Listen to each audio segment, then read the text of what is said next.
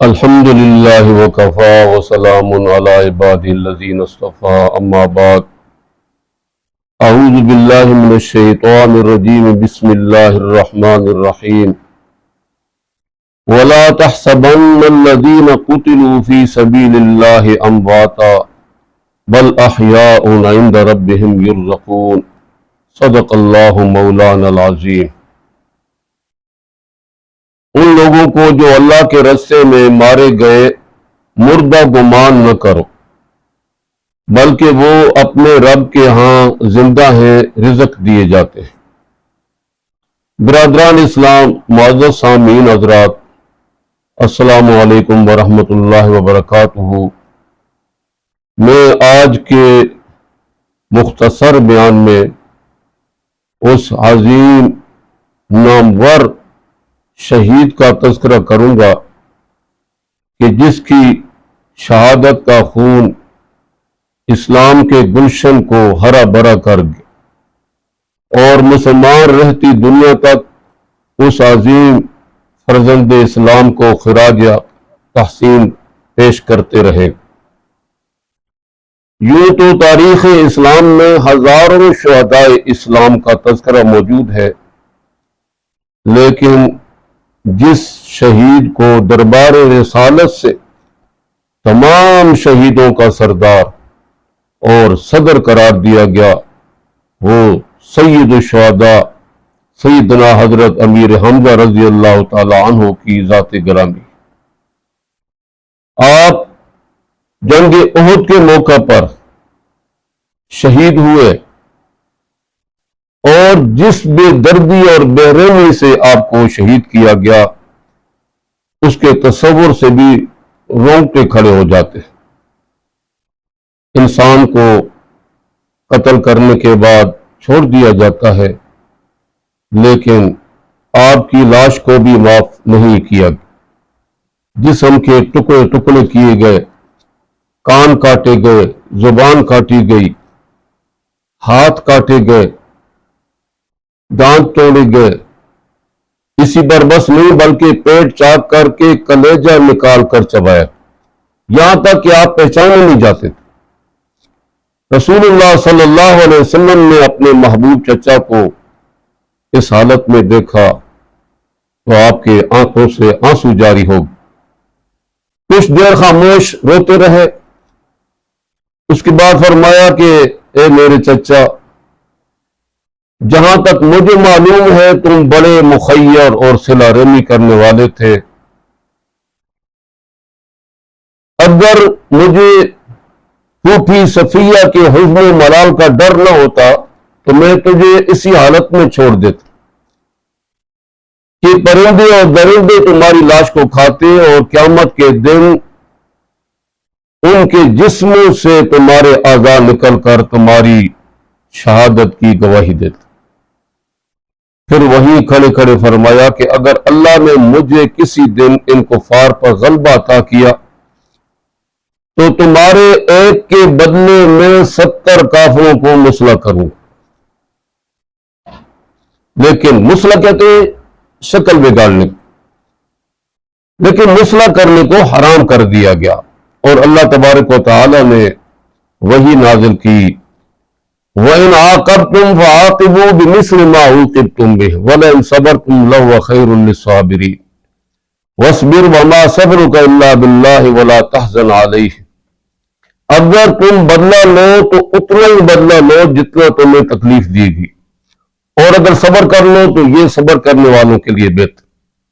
اور فرمایا کہ صبر کیجئے، اور آپ سے صبر نہیں ہو سکے گا مگر اللہ کی توفیق سے، اور ان شہداء احد پر غم نہ کیجیے۔ حضرت حمزہ رضی اللہ تعالی عنہ کی بہن حضرت صفیہ کو جب بھائی کی شہادت کا علم ہوا تو وہ ان کی لاش دیکھنے کے لیے روانہ ہوئے۔ حضرت صلی اللہ علیہ وسلم نے اپنی پھوپھی حضرت صفیہ کو دور سے دیکھا کہ بھائی کی لاش کے پاس جا رہی ہے، تو ان کے بیٹے حضرت زبیر سے فرمایا کہ اپنی والدہ کو روکو، بھائی کی لاش کے پاس نہ جائے۔ آپ کو خیال ہوا کہ بھائی کی لاش کی یہ حالت دیکھ کر برداشت کرنا مشکل ہو جائے گا، یہ حالت مردوں سے نہیں دیکھی جاتی، تو زنانہ ذات، وہ بھی بہن، وہ کیسے دیکھے گی؟ وہ ویلا کرے گی، چیخے گی، چلائے گی، بے صبری کا مظاہرہ کرے گی۔ حضرت زبیر نے آگے بڑھ کر ان کو روکا، لیکن نہ روکی، طاقتور تھی، ان کو دھکا دے کر پیچھے ہٹا دیا اور آگے چلی۔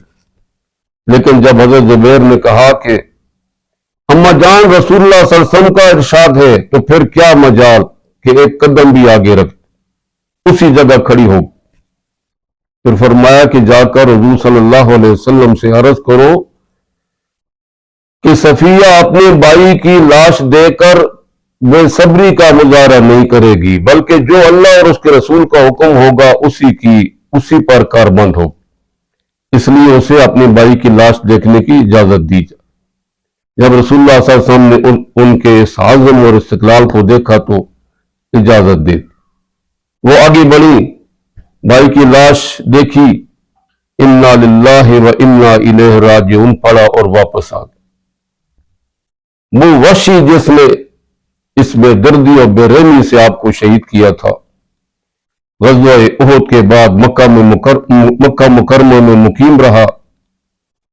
جب اللہ تعالیٰ نے مکہ مکرمہ رسول اللہ صلی اللہ علیہ وسلم کے ہاتھ پر فتح فرمایا تو وہ بھاگ کر طائف چلا۔ وہ ہر وقت اسی فکر میں رہتا تھا کہ اگر میں مسلمانوں کے ہاتھے چڑھ گیا تو میرا کیا حال بنے گا، وہ میرے ساتھ کیسا سلوک کریں گے۔ کسی نے اس کو اس دوران مشورہ دیا کہ بجائے کوئی اور راستہ اختیار کرنے کے تمہارے لیے سب سے بہتر یہ ہے کہ سراپا عز و نیاز بن کر معافی کی درخواست لے کر مدینہ منورہ حاضر ہو جاؤ، رسول اللہ صلی اللہ علیہ وسلم کے دربار میں حاضر ہو کر کلمہ پڑھ کر مسلمان ہو۔ چنانچہ وہ اسلام لانے کے ارادے سے مدینہ منورہ حاضر ہوا، رسول اللہ صلی اللہ علیہ وسلم کے دربار میں اچانک حاضر ہو کر کلمہ پڑھ لی۔ صحابہ کرام نے جب دیکھا تو کہنے لگے، یا رسول اللہ، یہ وحشی ہے، یعنی آپ کے ہم نے محترم حضرت حمزہ کا قاتل۔ فرمایا اسے چھوڑ دو، ایک آدمی کا کلمہ پڑھنا میرے لیے 1000 کافروں کو قتل کرنے سے زیادہ پسندیدہ۔ وحشی خود بیان کرتا ہے کہ رسول اللہ صلی اللہ علیہ وسلم نے مجھے اس طرح کلمہ پڑھتے ہوئے دیکھا تو فرمایا، تو وحشی ہے؟ میں نے کہا جی ہاں۔ فرمایا کہ تو نے میرے چچا کو قتل کیا تھا؟ میں نے ندامت سے کہا جی حضور۔ فرمایا مجھے تفصیل سے قصہ سناؤ کہ تم نے میرے چچا کو کس طرح شہید کیا تھا۔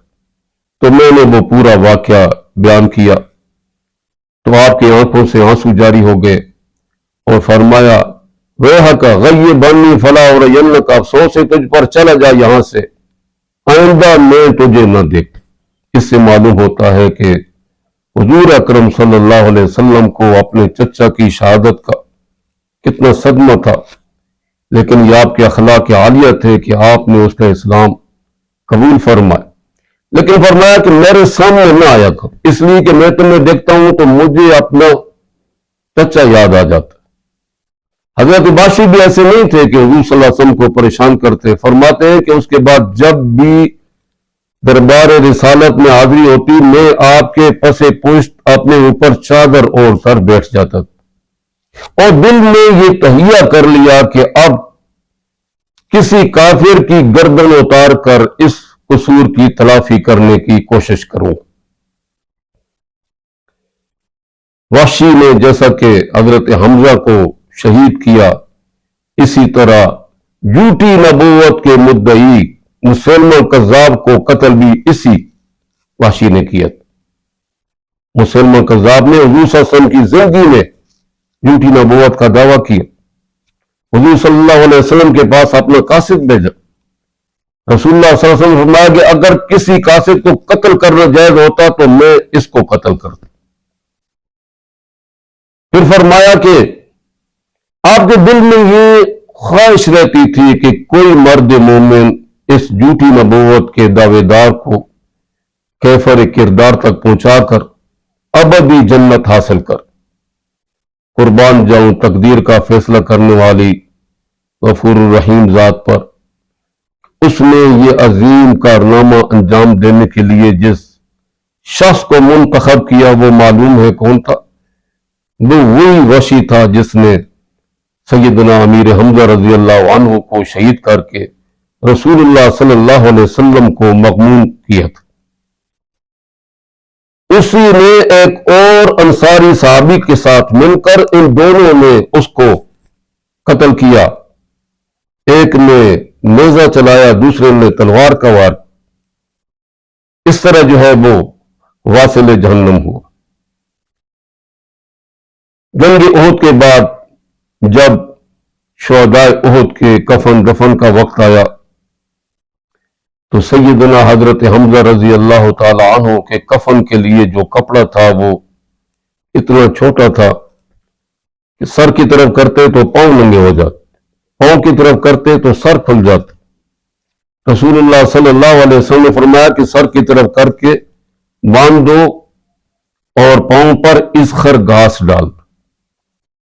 असल में उनकी बहन हजरत सफिया अपने भाई के कफन के लिए 2 चादरें लाई थी, पूरा कफन लाई, लेकिन इत्तेफाक से उनके पहलू में हजरत हमजा रजी अल्लाह अन्हु के करीबी पहलू में एक और शहीद भी पड़े हुए थे। हुजूर सल्लल्लाहु अलैहि वसल्लम की गैरत ने गवारा न किया कि आपका चचा तो 2 चादरों में कफनाया जाए और उस शहीद को एक चादर भी न मिले, तो आपने फरमाया कि ये 2 चादरें इन दोनों पर तकसीम कर दो। अब एक चादर बड़ी है और एक छोटी।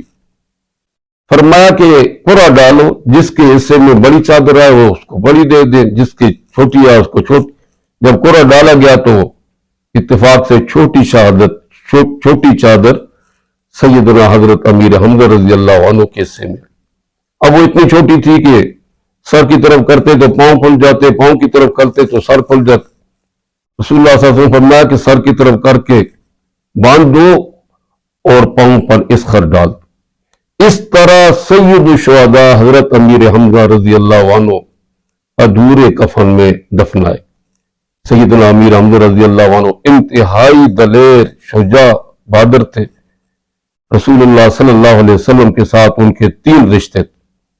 आपके चचा भी थे, रजाई भाई भी थे और खालाजाद भाई, 3 रिश्ते उनके थे। उनके इस्लाम का वाक़या भी बड़ा अजीब है, किसी मौका पर इंशाअल्लाह बयान किया जाएगा। ये शहादत जो है ये बड़ा अजीम मर्तबा है और जब इंसान में ये शहादत का जज्बा पैदा हो जाता है तो ऐसे इंसान को और ऐसी जमात को शिकस्त देना बहुत मुश्किल होता है। जो मरने मारने के लिए तैयार है उसका मुकाबला कौन करे। आप देखें ग़ज़वा बदर में सिर्फ 313 सहाबा, वो भी निहत्ते, टोटल 8 तलवारें हैं और कुछ नेज़े हैं, और लेकिन जज्बा है शहादत का। और मुकाबले में जो 1000 मुसल्ला लश्कर है उस पर अल्लाह तबारक व तआला ने इसको फतह था। और आजकल आप फलस्तीन को देखें, जज्बा है शहादत का, जिहाद का जज्बा है, तो कितने अरसे से वहां पर लगे हुए हैं, अपने मंजिल की तरफ रवां दवा है। अल्लाह तबारक व तआला उनको कामयाबी अता करे। इसी तरीके से हमारे पाकिस्तान की भी तारीख है। 65 की जंग देखें, अल्लाह तबारक व तआला ने पाकिस्तान को, हालांकि पाकिस्तान इंडिया के मुकाबले में क्या ताकत, अल्लाह ने फतह अता फरमा दी। असल बात यह है कि इंसान मुसलमान जो है वो जिंदा रहता है तो मुजाहिद बनकर, मरता है तो शहीद हो। बड़े बड़े हजरात ने शहादत की तमन्ना की। उमर फारूक रज़ी अल्लाह अन्हु फरमाया करते थे, या अल्लाह मैं तुमसे तेरे रास्ते में शहादत पाने का सवाल करता हूं। इस्लाम चाहता है कि मुसलमान मुजाहिद बनकर जिंदगी गुजारे और इस्लाम को दुनिया के आखिरी कोने तक फैलाए। यही जज्बा जो है हमारे अंदर भी अल्लाह तबारक व तआला पैदा फरमाए اور ہمیں ہمت دے کہ ہم اللہ کا کلمہ، رسول اللہ صلی اللہ علیہ وسلم کا کلمہ دور تک پھیلانے کے لیے اپنے دامے، درہمے، سخنے، کلمے، ہر لحاظ سے اور جان و مال کے لحاظ سے بھی، اور تلواروں کے اور اسلحہ ہر قسم کا اللہ تبارک و تعالی ہمیں جذبہ جہاد نصیب فرمائے اور شوق شہادت بھی عطا فرمائے۔ وآخر دعوانا الحمدللہ رب العالمین۔